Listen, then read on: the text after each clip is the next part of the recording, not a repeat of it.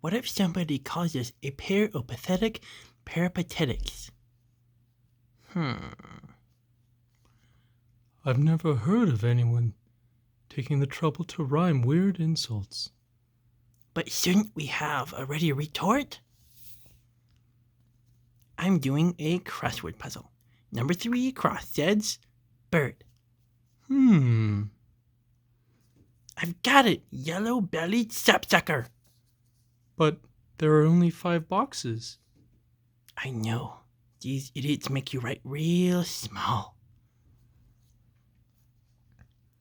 You're dead at recess, Twinkie. I feel sorry for you, Mo. You must have some serious personal problems if this is how you relate to people. Pow! Then again, maybe he's just a world-class poophead. Oh no, I overslept. I gotta get up. But it's Saturday. Well, sure, if this was a school day, what would I care?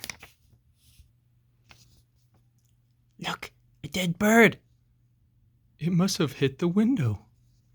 Isn't it beautiful? So delicate. Shh. Once it's too late, you appreciate what a miracle life is. You realize that nature is ruthless and our existence is very fragile, temporary, and precious.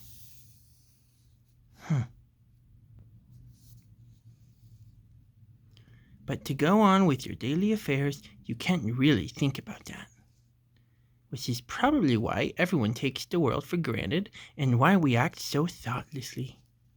It's very confusing. I suppose it will all make sense when we grow up. No doubt. Your new polls are in, Dad. A vast majority of household 6-year-olds say you're not living up to their expectations of fatherhood. What were their expectations?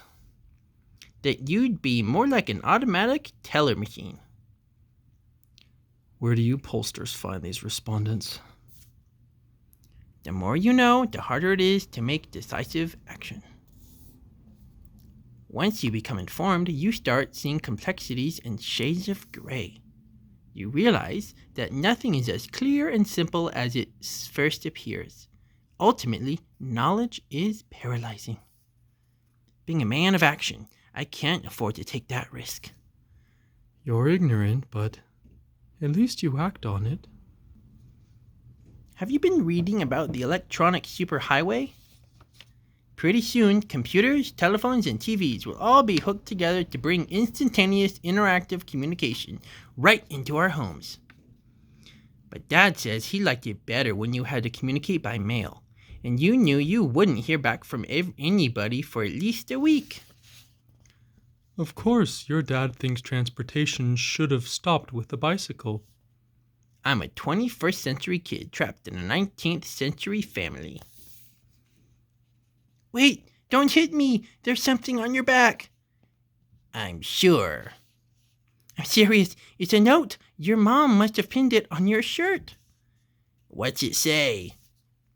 It says, somebody run this boy over with a truck. If I'm going to be clobbered, I like to deserve it.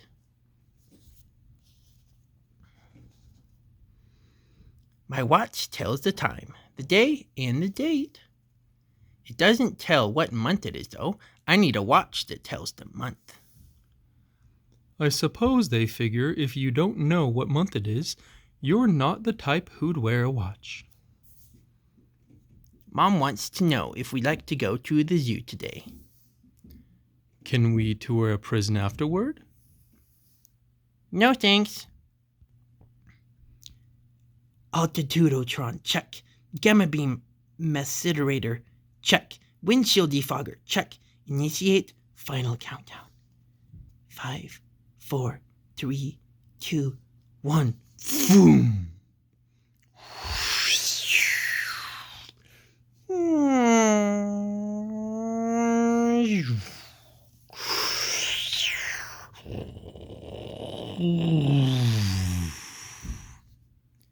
How was your day?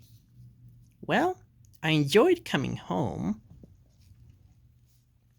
Psst, Susie, what's the answer to question 2? Eli Whitney and the cotton gin. But this is a math problem. It's a trick question.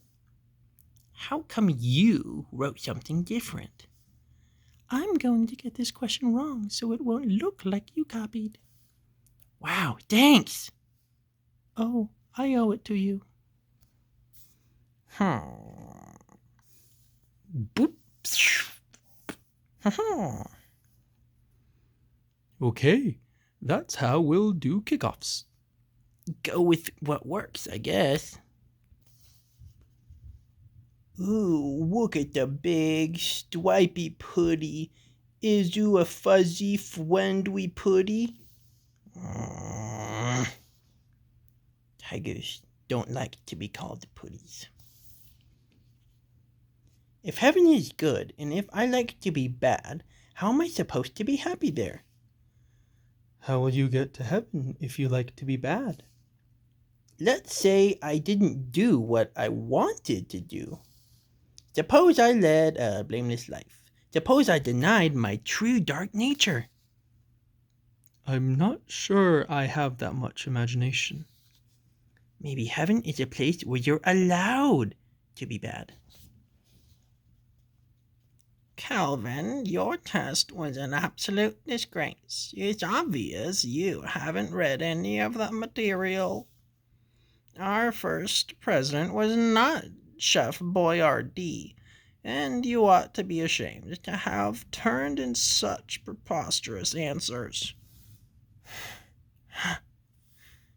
I just don't test well. Look, Hobbs, if you dry your teeth, you can curl your upper lip and stick it, and it will stick. See? Then you take a piece of tape and use it to pull your nostrils up. Cool, huh? Wow, I'll bet if you showed your dad, he'd go to work like that. Yeah,